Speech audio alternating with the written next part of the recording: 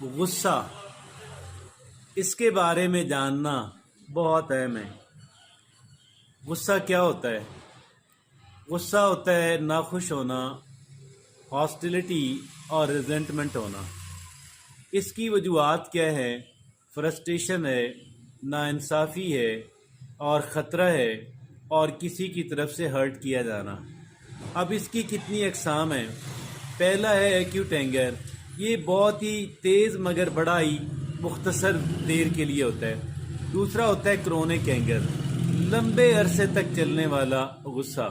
اور تیسرا ہے پیسیو اینگر، یعنی آپ اس کا بتاتے نہیں ہیں کہ آپ بہت اینگری ہیں، آپ بڑے سیکرٹ انداز کے اندر اپنی بھڑاس نکالتے ہیں۔ تو یہ تین اقسام ہیں۔ آگے جانتے ہیں کہ بھئی اس کے اثرات کیا ہوتے ہیں۔ جسمانی اثرات یہ ہیں، ایک انسان کا کہ دل کی دھڑکن تیز ہو جاتی ہے اور ایک انسان اس کا بلڈ پریشر ہائی ہو جاتا ہے۔ دوسرا اس کا اثر جو ہے وہ ہے ایموشنل، اس کا مطلب یہ کہ ایک انسان ناراضگی کا اور چڑچڑا پن اور ایک انسان جیسے دشمنی مخالفت والا رویہ اپناتا ہے۔ تیسرا یہ ہے کہ بیہیویورل ہے۔ اب یہ کیا ہے کہ ایک انسان جو ہے وہ جارحانہ طرز عمل اختیار کرتا ہے، ایک انسان چیختا اور چلاتا ہے یا پھر ان سے قطع تعلق ہو جاتا ہے۔ تو یہ تین میجر یا بڑے اثرات ہوتے ہیں غصے کے۔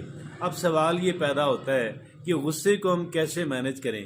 پہلا کرنے کا کام یہ ہے کہ ریکگنائزنگ ٹریگرز، کہ بھئی آپ غصے کی وجوہات کو جاننے اور سمجھنے کی کوشش کریں۔ دوسرا یہ کہ take a break, calm down before reacting, بھئی آپ انتظار کریں کہ آپ کول ڈاؤن ہو جائیں گے پہلے، اس کے بعد آپ رد عمل دیں۔ پوری کوشش کریں کہ جب تک آپ کول ڈاؤن نہیں ہو جاتے اور جلدی سے جلدی کول ڈاؤن ہونے کی کوشش کریں، اس کے بعد رد عمل دیں۔ تیسرا کیا ہے؟ پریکٹس ریلیکسیشن، کہ بھئی آپ گہرے سانس لینے کی مشق کیا کریں اور مراقبہ کیا کریں۔ چوتھا یہ کہ ایکسپریس فیلنگ، کمیونیکیٹ اسرٹیولی، مطلب یہ کہ باعزت انداز کے اندر ان کی عزت کرتے ہوئے بڑی کلیئر بات کی جائے، بڑی کلیئر کی بات کی جائے۔